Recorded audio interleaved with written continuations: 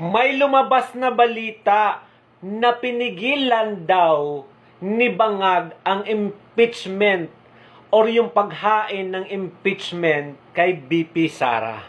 Bakit nyo pipigilan? Ituloy nyo.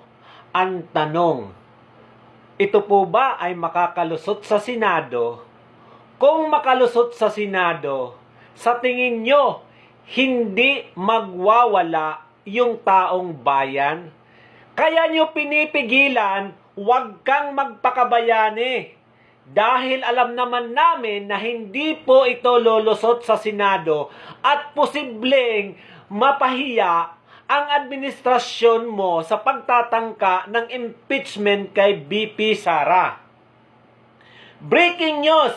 PBBM may mensahe sa mga leader ng Kongreso para pigilan ang impeachment ni BP Sara. Matapos ang kaliwat-kaliwat ka ng complaint mula sa iba't ibang mga departamento, nagbigay ng paalala si Pangulong Bangag Marcos na wag nang ituloy ang paghain ng impeachment complaint. Ano-ano nga ba yung mga ahensya na nagreklamo kay BP Sara para mag-file ng impeachment complaint? Yung mga ahensya na kaya nyong bayaran? O yung mga ahensya na humihimod sa puwet ni Lisa Marcos Aranita at ni Martin Romualdez? Sabi ng Pangulo, hindi importante si Duterte. In a larger shame of things. Talaga ba? Ang impeachments ay maaari lamang anyang magkagulo. Alam mo pala, magkagulo na posible ang pagkakagulo ng taong bayan sa paghain ng impeachment ay ang posible na pagkatalsik mo sa Malacanang. Di ba?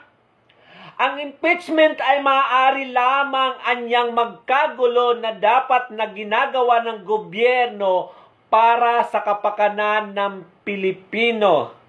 Ano ang sabi mo? In a larger shame.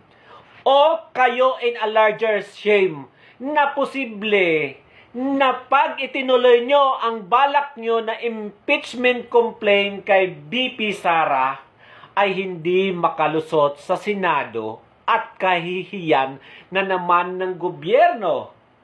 Kung makalusot sa Senado, mag-aaklas at malaking gulo ang magiging dulot nito sa mga supporter ni BP Sara ng dahilan ng pagkasipa nyo sa Malacanang.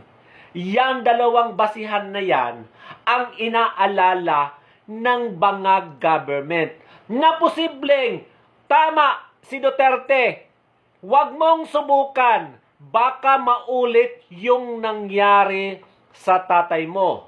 Ito po si Waray Laban, ang inyong fake news peddler.